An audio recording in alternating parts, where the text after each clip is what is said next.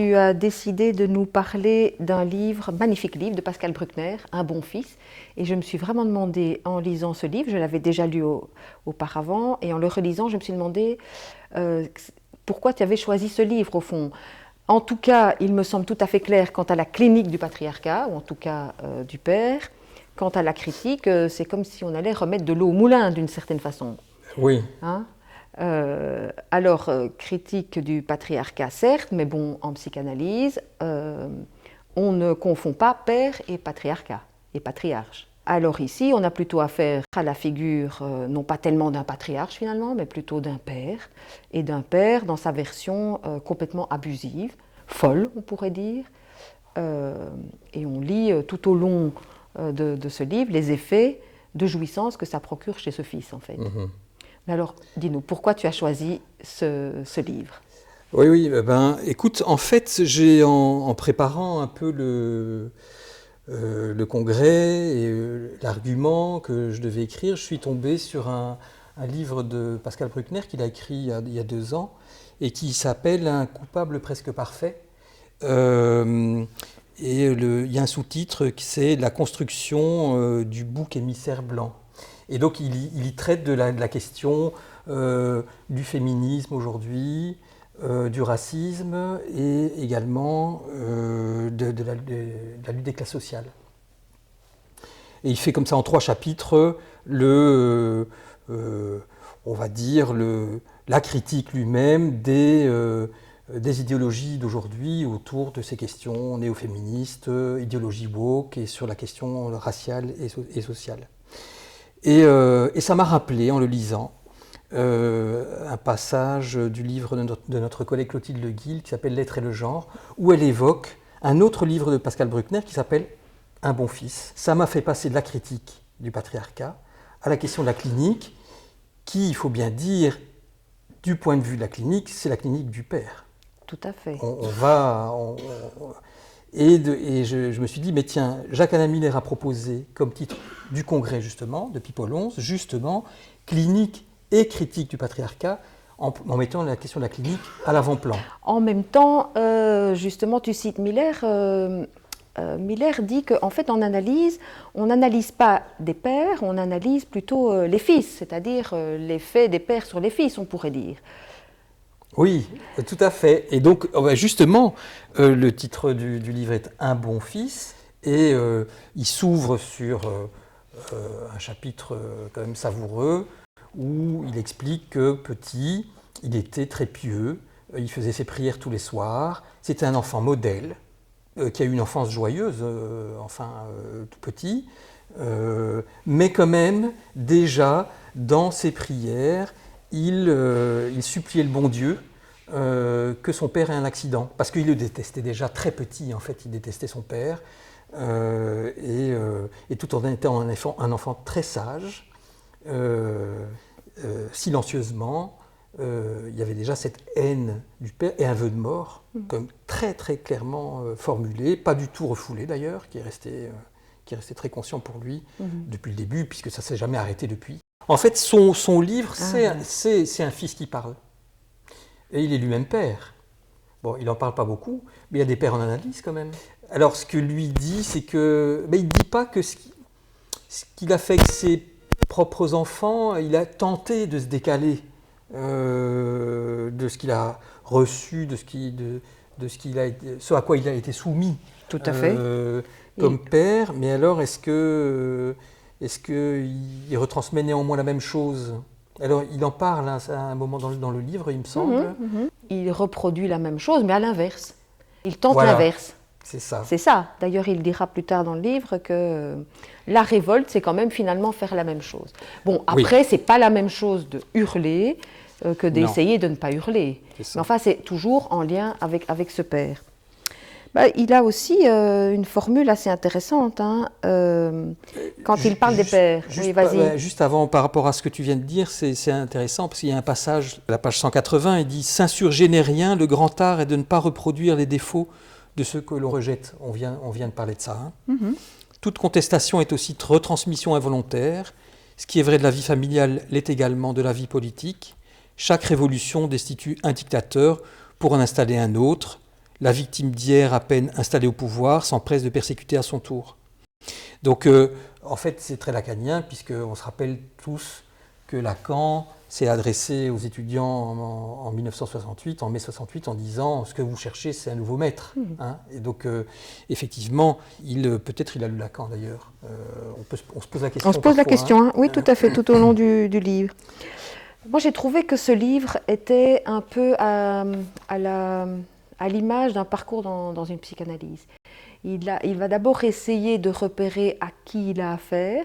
Bon, ceci dit, il écrit ce livre à la mort de son père. Son père est mort.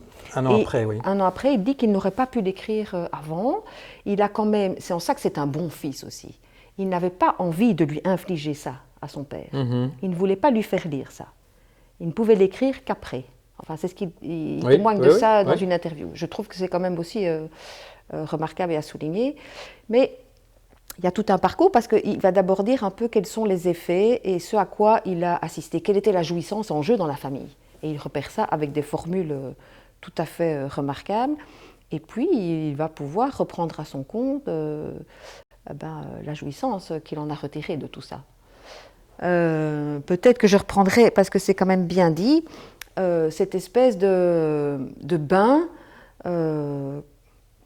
dont il était témoin, le bain conjugal dont il était témoin, dont il était partie prenante aussi, qu'il illustre bien dans un chapitre qu'il appelle « Tendresse conjugale », pleine d'ironie, parce que de tendresse, il n'y en a pas beaucoup.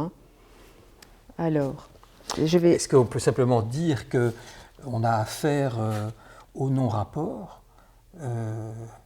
du couple, au non-rapport du couple des parents de façon radicale, et que lui, il a été spectateur, témoin de ce non-rapport qui se manifeste par une obscénité, de part et d'autre d'ailleurs, d'une certaine façon, des protagonistes, aussi bien le père que la mère.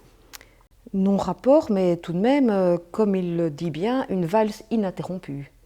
Un symptôme appelant un autre symptôme. C'est ça. Mais à part que les symptômes-là, on va lire quelque chose là. Ils n'ont jamais pu se décrocher l'un de l'autre. Jamais. Jusqu'à la mort. Jusqu'à la mort. En effet. Le couple enchevêtré aussi manque de chuter comme dans une valse ininterrompue. Il se donne en spectacle. Alors de façon quasi automatique, elle, donc la mère, commence à tousser. Symptôme fatal. C'est quoi ce bruit? Va cracher si tu es malade. Je ne suis pas malade, je me racle la gorge. Le décor s'installe.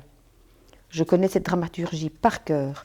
La tension monte insensiblement à la manière d'une fièvre. Un incident doit dégénérer en tempête, l'ouragan se lève. Tous les tracas, les humiliations de la semaine vont se ramasser dans la scène. C'est notre sabbat à nous. Mon père a besoin d'exploser. Comme un comédien rodé, il finasse, laisse croire qu'il va passer à autre chose. Et lui, il est spectateur de ça, au fond. Quand il parle du décor, à plusieurs moments, il parle de ça.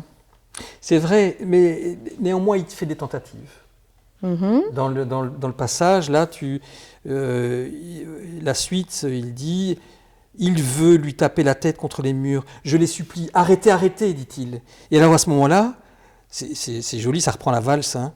Le couple enchevêtré aussi manque de chuter comme dans une valse interrompue. Dans l'affrontement, mon père coince la main de ma mère dans l'entrebâillement de la porte. Il va lui broyer les doigts. Je m'interpose. Donc il y a des tentatives quand même d'essayer de s'interposer entre les deux. Ce qu'il ne comprend pas, ce qui reste absolument énigmatique pour lui, me semble-t-il, c'est pourquoi sa mère n'a jamais réussi à quitter son bourreau, en fait, d'une certaine façon. Ça, pour lui, c'est resté une question jusqu'au bout, il me semble. Oui, il le dit.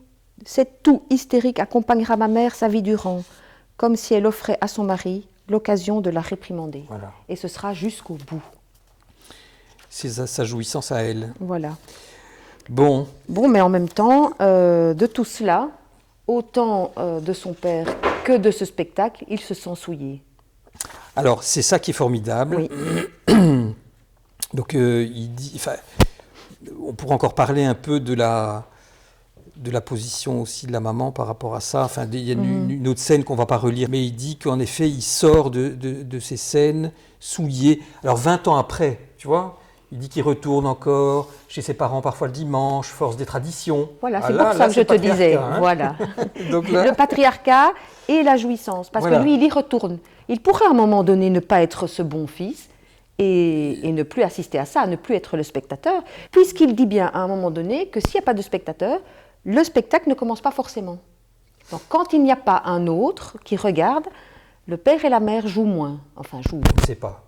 Lui, c'est ce qu'il dit dans son livre. Évidemment, on n'y est pas. Peut-être, oui, c'est ça. Mais c'est vrai.